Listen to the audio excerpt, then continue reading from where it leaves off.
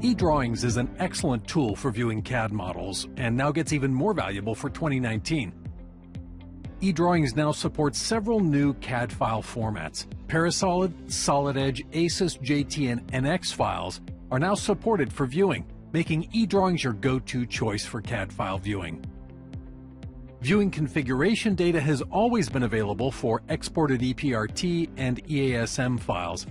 Now with eDrawings 2019, configuration data can be viewed for native SolidWorks part and assembly files, saving the step of exporting the data to eDrawings format. Sharing CAD data from eDrawings is a great way to collaborate, and with the new Web HTML output, eDrawings models can be shared in a new format that opens in any browser without the need for extensions or installation. Familiar tools are available, such as access to the component tree, and configurations that exist in the model can be displayed. A handy explode tool is available to see parts contained in an assembly. And sectioning allows better visualization of internal components. All of the eDrawings viewing tools are available, such as view animation, standard views, and model display. Ambient occlusion can be turned on as well for added realism when viewing models.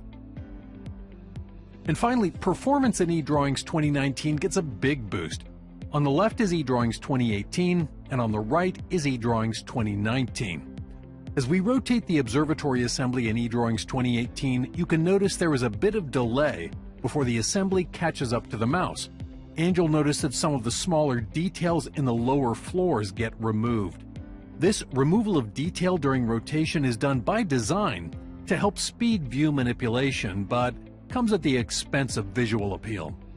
In eDrawings 2019, when rotating the same assembly, you can see that there is no noticeable delay, and the smaller details on the lower floors remain. All of the view manipulations feel immediate and effortless, and the same goes for component selection, providing a much better user experience when viewing very large assemblies.